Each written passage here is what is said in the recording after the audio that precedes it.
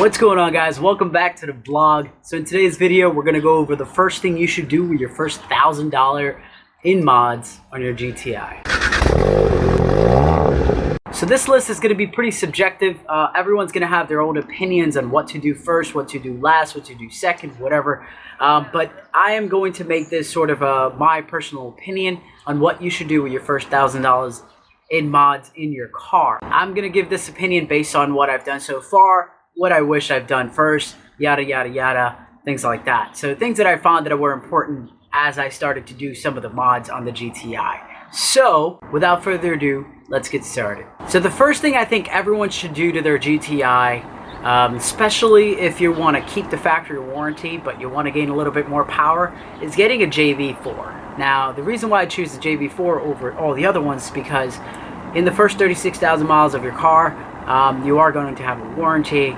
Most of the problems tend to happen at between those 36,000 miles, and if they don't happen within then, the chances are they won't happen until after 60. So if you want to keep your factory warranty, get a JB4. Most people with stock bolt-ons can pull out about 289 or so horsepower on the map 2 setting. That's without any modifications to the car whatsoever. But obviously if you want to spice it up, you can throw in a couple of things. For that, that's going to run you $429. Keep the JB4 sticker. Looks fresh. The next thing you should do to your GTI, at least my perspective, is the GTI from factory is a little bit high up. The stance is not as low as I wanted to, even though it's aggressive and wide. I wish it was just a little bit tighter around corners, and obviously a little bit lower stance. So with that being said, the next mod you're gonna do, or that I think you should do, is some lowering spring. Now I got my H&R Super Sports, the blue version, on this car. It gives it just a perfect drop that you don't completely ruin the ride quality, and it still, looks pretty darn awesome, especially if you put some flush kit spacers on, things like that. The reason why I chose the H&R Springs over the VWR were it's a little bit less expensive, and they also had really great reviews. Plus, it's H&R. It's a brand that's been around for a very long time on multiple brands, and they've always done very well. I also didn't want too much of a drop where it was overly aggressive and I wasn't going to like it in the end. So that's why I went with H&R Springs as opposed to VWR or full coilover kit. And chances are, for most people, they just want their car to look low as quickly as they can, and a good set of coilovers is going to cost you a lot of money. So H&R Springs it is. Now I got mine from Modded Euros, and I got it for about $225. So that runs up the total to about $654. The third mod is something that I wish I had done first prior to purchasing an intake, and that is everything I did in the intake modifications video. Now that K&N filter is about 50 bucks on Modded Euros as well, and the ECS Turbo Inlet hose is about $47 if you get it on sale, but 9 times out of 10 it's going to be about 80 bucks if you get like a spool in or something like that. So we'll say it's 80 bucks. Total for those two things is about 130 bucks. And that's going to really change the way your car sounds. You're going to hear a lot more spooling noises. It's going to be a little bit different of an experience. Now that runs up the total to $784. So he's still got some money to spare, which means we can do a few more mods. Now, hearing intake noises is very good, but it makes no sense if you have nothing coming out the back. For me, the next modification is going to be getting a Resonator delete. Now, you can get this at your local shop for around 60 to 80 bucks. We'll say 60 because that's what I paid for mine. I got to hook up with one of the muffler shops, and they were able to do it really quickly. It takes about maybe 20 minutes if you're a good welder, and it makes the car sound a lot better. It really opens it up, especially when you drop in the K&N filter.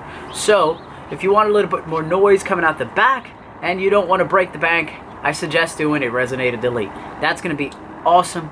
So now we've got a tune covered, which means you're putting out a little bit more power.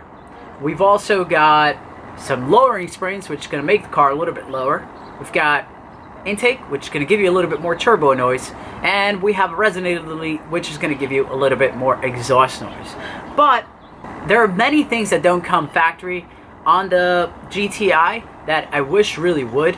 And there's one thing that can help us really fix that, make the car a little bit more better functioning, and that is a OBD11. I think every GTI owner or Mark 7 owner or MQB platform owner should really have an OBD11. You can do things like window function up and down.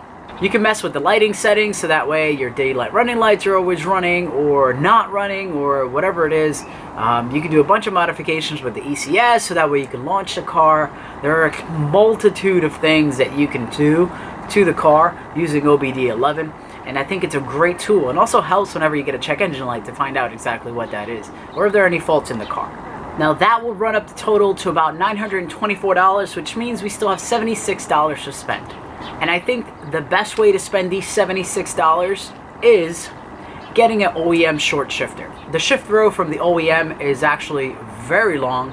I hate it completely, and it really changes up the driving dynamics when you install the short shifter and making those gears feel so much more short.